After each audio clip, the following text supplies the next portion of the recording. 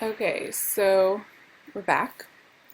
This is a graphic that I wanted to bring in to this topic. Um, so we have here the 7 days of creation, which correspond to the 7 millennia of history.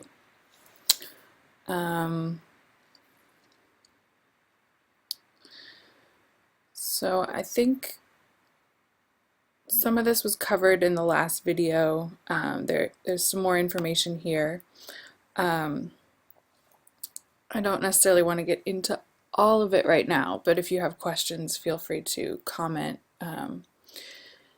There's a lot here to unpack. But basically, what I want to focus on is this 6th day, the Friday that we're currently in. As you can see, we have an end date here of 2240, which is pretty much 1,000 years since 1240 when this Friday began. So let's just make clear ahead of time that 2240 would correspond to sunset on Friday. And when the Sabbath begins, or on a deeper level, when the Messianic era begins, is really not something that is set in stone. It's not as simple as just putting a number there. And you could say that this corresponds to the question that a lot of people are asking right now, which is, did the world change in 2012? Maybe the Mayan calendar was off by a year because we forgot to count the year 0. And there's a lot of discussion now that maybe the real end date of the Mayan calendar is December 16th, 2013. So on the one hand, we have this need to peg in an end date, and this is understandable, both because of human psychology and because of truth. Truth is precise, time is precise, eclipses are precise, and one of the adages that we have about the Messianic era is that God says, I will hasten it in its time.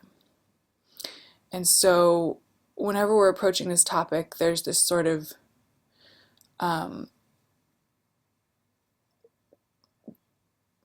two-pronged approach or duality, which is, on the one hand, there is a fixed time after which the age will simply not continue. And usually that's associated with the change happening somewhat abruptly, involving destruction to pave the way for total change. And then on the other hand, we have this notion of hastening it or having it happen before its time because of merit or because of need. And many stories about times throughout this 6th day of we were so close, it was about to happen, and just one small thing went wrong. Usually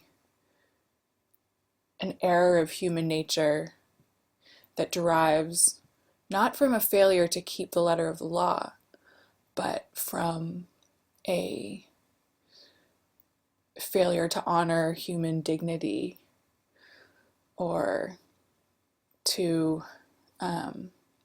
some overlooking of basic human kindness and love and understanding, or not being totally devoted and given over to the wisdom of someone who may be here to bring about a complete renewal of the system. There's a story of the Arizal, who was a major Kabbalist and Messianic figure in the northern Israel city of Tzfat in the 16th century. And there's a story that one Friday before the Sabbath, he gathered his students. It was about an hour before sunset, and in the model of observance that they were embedded in, about the only thing you want to do an hour before the Sabbath is immerse in the ritual bath, make your final preparations. And he gathered his students and said, the time of the redemption has arrived and the Messiah is waiting in Jerusalem. We're going to go there and meet him.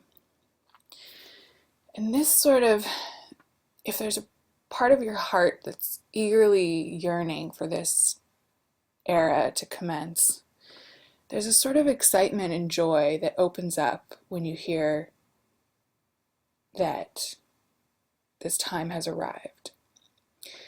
That everything falls away and anything becomes possible. All of reality and restrictions and limitations collapses into this now moment. Today is 11/11. It's the 1111.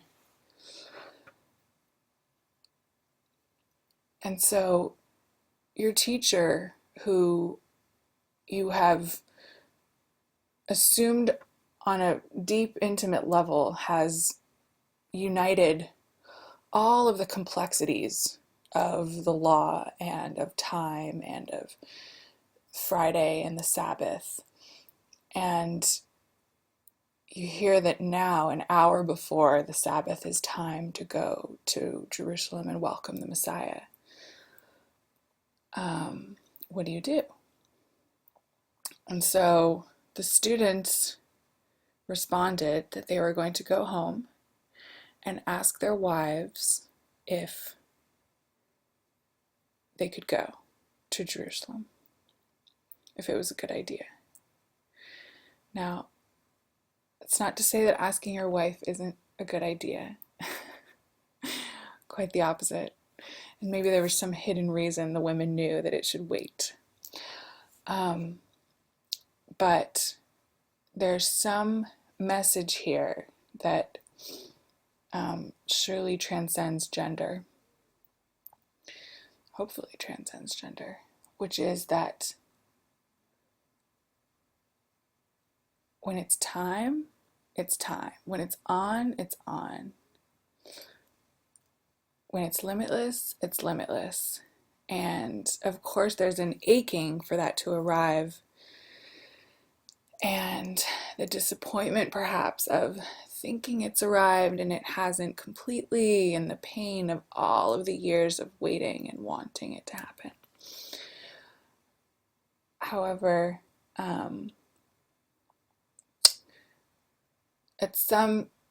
we need to have some place in our soul that's always ready to go, to just, when you hear the call, it's here. And this goes back to Maimonides' adage, which is, even though he tarries, I await him every day. And really what we're waiting for is ourselves. Really what we're waiting for is the reflection of what we're waiting for on the outside to emerge on the inside. And we don't know exactly what the content is of this Messianic figure, of the Messianic teaching, of the Messianic era, but there's some process that involves this figure and this teaching reflecting the God point that we all have within. So it could be as quick as this figure is so united with its divine nature that immediately sort of burns up everything that's physical and fleeting within us. Could be that different people will have different learning periods of how long it will take for this figure to awaken the God point within them. So there'll be sort of many messiahs around and messiahs in training, even though this sounds a bit hierarchical. But surely the more that we cultivate this God point within, regardless of who this figure is and whether it's an actual sort of teacher-student kind of relationship that is going to happen, or whether it will be so immediate that the moment that one human being has sort of completely integrated their divine nature with their human nature and completely revealed all of the sparks and divinity inside of their human nature as truly limitless, that it may be so immediate that once that can happen to one person, sort of some big barrier falls down and it can truly happen to everyone. Now, the Jewish people have a certain, complex intellectual history of believing that this may have happened or may happen in the future regarding one person. And I think that it would serve everyone, both Jews and Christians, Messianic Jews, Messianic Christians, to sort of leave aside for a moment the names and the titles and to focus on the entity that goes beyond names and titles that we're waiting for, that's discussed in all of our texts. And to know that when we experience the collapsing of the gap between this world and the divine, and the step further between the human being and the divine, we can experience ourselves and the people around us as windows to divine light that's shining through.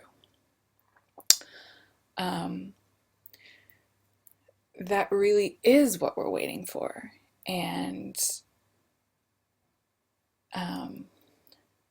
whether this has happened partially, fully, one time, several times, nearly, in the past, is important to establish, of course. And what this means for us and what is upon us right now is also of supreme importance. So we might not solve that one right now. But let me just see if there's something we can wrap up with.